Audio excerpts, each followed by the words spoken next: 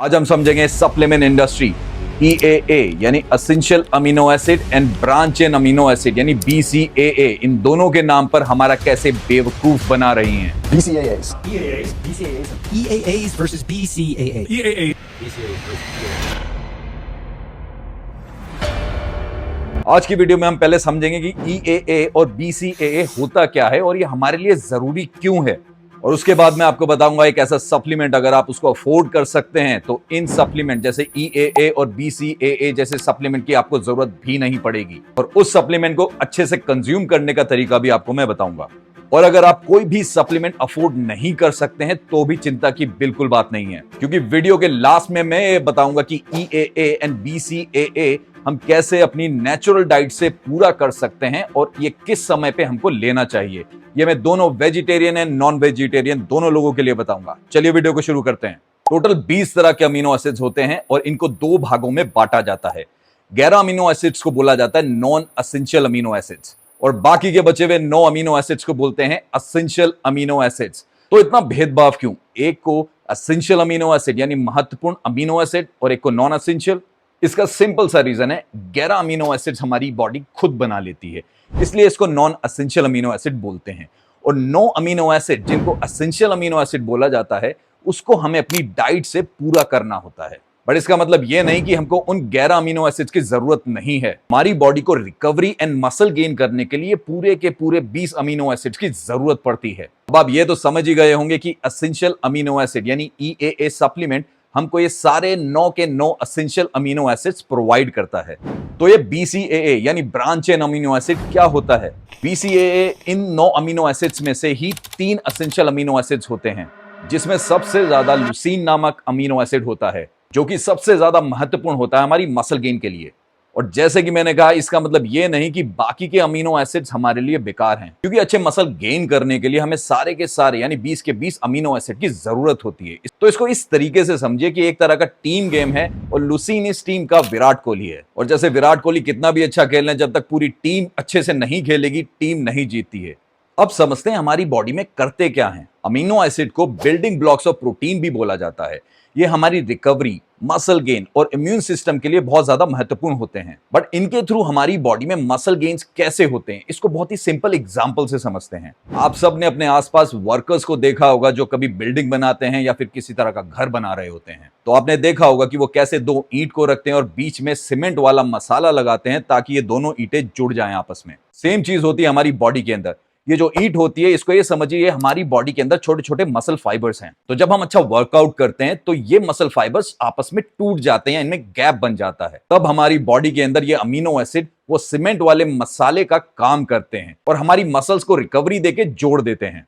तो जब ये चीज हम बार बार करते हैं, यानी कि रोज जिम जाके जब हम अपनी बॉडी को डैमेज करते हैं और बार बार अच्छी डाइट के थ्रू हमारे अमीनो एसिड हमारे मसल फाइबर्स को जोड़ देते हैं, और इस प्रकार हमें मसल गेन्स होते हैं। इस प्रकार से हमारे साइज बढ़ते हैं मसल्स के। अब समझते हैं कि हमें कैसे बेवकूफ बनाया जाता है इन सब सप्लीमेंट्स के नाम पे, जो कि हैं EAA essential amino acid and branch chain amino acids. Way protein supplement आप सबको पता है, वे प्रोटीन सप्लीमेंट के अंदर सारे अमीनो एसिड्स प्रोफाइल्स होते हैं। फिर इस वे प्रोटीन में से वो 9 एसेंशियल अमीनो एसिड निकालकर हमको EAA बेचा जाता है, ये बोल के कि अब अच्छे मसल्स बनेंगे। और ये काम यही नहीं रुकता है, इन 9 एसेंशियल अमीनो एसिड के अंदर से 3 अमीनो एसिड निकाल के बेचे जाते हैं और बोला जाता है ब्रांच चेन अमीनो एसिड। और विराट कोहली यानी लुसीन तो इसी के अंदर है, अब बनेंगे मसल्स आपके। इनफैक्ट ये सिलसिला यहां भी नहीं रुकता है। इनफैक्ट लुसीन नामक अमीनो एसिड भी BCAA से निकालकर बेचा जाना शुरू हो चुका है। अब मैं यहाँ पे सप्लीमेंट इंडस्ट्री को गलत नहीं कहूंगा, कहीं ना कहीं वो हमको वैरायटी प्रोवाइड कर रहे हैं और अपना बिजनेस कर रहे हैं। मगर आज के समय पे बिना रिसर्च करे आप कोई सा भी सप्लीमेंट अगर ले लेते हैं तो कहीं ना कहीं ये हमारी ही गलती है। तो चलिए अब मैं समझाता हूं कि आप अपने पैसे जो आप इस इंट्रा वर्कआउट पे खर्च कर रहे हैं, लाइक EAA और BCAA, इसको कैसे बचा सकते हैं अगर आपके पास वे प्रोटीन है तो। चलिए इसको मैं अपने डेली रूटीन के हिसाब से समझाता हूं, और ये मैं अपनी लास्ट वीडियो में भी बता चुका हूं जो थी 3 बेस्ट सप्लीमेंट्स के ऊपर।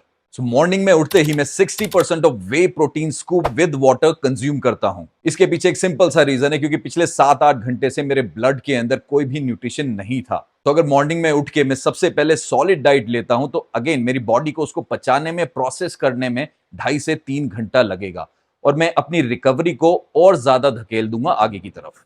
जबकि ये whey protein scoop within 20 to 25 minutes के अंदर सारे अमीनो प्रोफाइल्स मेरी ब्लड के अंदर पहुंचा देता है और उसके विद इन 1 आवर मैं वर्कआउट अपना स्टार्ट कर चुका होता हूं।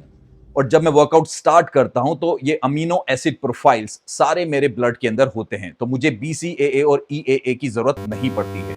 और जैसे ही मैं अपना वर्कआउट खत्म करता हूं, फिर से मैं 60% of whey scoop with water लेता हूं ताकि मेरी रिकवरी कंटिन्यूस चलती रहे। So by the time I finish my workout, तब तक मेरी बॉडी सारे अमीनो एसिड एब्जॉर्ब कर चुकी होती है। इसलिए फिर से 60% ऑफ स्कूप विद वाटर लेके मैं उस रिकवरी को कंटिन्यू रखता हूं। तो यहां पे लगभग 4 घंटे के इंटरवल के अंदर मैंने 30 से 35 ग्राम प्रोटीन लिया with all amino acid profile. और ऐसा करने से मैंने EAA और BCAA जैसे सप्लीमेंट के पैसे बचाए। So always think from the recovery point of view. अब बात करते हैं सबसे जरूरी चीज की। अगर आपका पॉकेट अलाउ नहीं करता है वे प्रोटीन खरीदने के लिए भी, सो कोई चिंता की जरूरत नहीं है।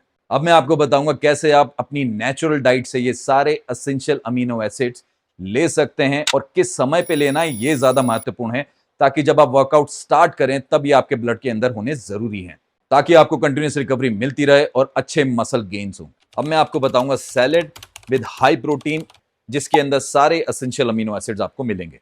इसमें आपको 3 चीजों का ध्यान रखना है: उबले हुए राजमा, उबले हुए काले चने और उबले हुए हरे मटर। ये आपने 50-50 ग्राम ले लेना है। उसके बाद बारीक कटा हुआ प्याज और बारीक कटा हुआ टमाटर।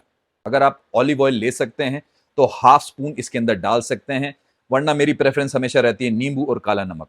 तो इसका आप एक सैलेड बना लीजिए और इसको हल्का ठंडा करके आप कंज्यूम कर सकते हैं। मेक श्योर आप इसको अपने वर्कआउट से 1 से 1.5 घंटा पहले खाएं, क्योंकि इसके अंदर सैचुरेटेड फैट कम होता है तो ये जल्दी डाइजेस्ट हो सकता है। यही रीजन है 1.5 घंटे पहले अगर आप इसको लेते हैं, सो विद इन 1.5 आवर के अंदर हमारी बॉडी इसको डाइजेस्ट करके हमारे ब्लड के अंदर सारे एसेंशियल अमीनो एसिड्स पहुंचा देगी। और जब आप वर्कआउट स्टार्ट करेंगे उस समय पे ये सारी चीजें आपके ब्लड के अंदर होंगी, सारा न्यूट्रिशन आपके ब्लड के अंदर होगा और आपकी मसल्स को लगातार रिकवरी मिलती रहेगी। अब बात करते हैं नॉन वेज ऑप्शन के लिए। 2 से 3 अंडे फेंट लीजिए आप एक ग्लास के अंदर डाल के। उसके बाद आधा कप सोया चंक उबले हुए लीजिए, 1 प्याज बारीक कटा हुआ, 1 शिमला मिर्च बारीक कटी हुई, और नमक और नींबू स्वाद अनुसार, और 1 रोटी लीजिए। एक फ्राई पैन के ऊपर 1 चम्मच तेल को डालकर अच्छे से प्याज और शिमला मिर्च को भून लीजिए और सोया चंक एंड फेंटे हुए अंडों को उसके ऊपर डालिए और तब तक हिलाइए और तब तक पकाइए जब तक अंडे पूरी तरह पक ना जाएं। और इसमें चाट मसाला, नमक या काली मिर्च अपने स्वाद अनुसार डालिए और नींबू अगर आपको डालना है, दैट्स अप टू यू। और इसको फ्राई पैन से निकाल के रोटी के ऊपर रखिए और आपका प्रोटीन से भरपूर रैप रेडी है। और जैसे मैंने कहा, ये मिनिमम 1.5 घंटे पहले अपने वर्कआउट से लीजिए, ताकि जब आप वर्कआउट स्टार्ट करें तब ये सारी चीजें आपकी ब्लड के अंदर हो और इस तरीके से ड्यूरिंग वर्कआउट आपको रिकवरी अच्छी मिलती रहेगी। और bye the time you finish your workout तब तक 3 से 3.5 घंटे हो चुके होंगे। तो घर जाके भी एक अच्छी प्रोटीन हेल्दी डाइट लीजिए with healthy fats and carb, ताकि आपको अच्छी रिकवरी मिलती रहे और अच्छे मसल गेन्स हो। Good luck guys and take care.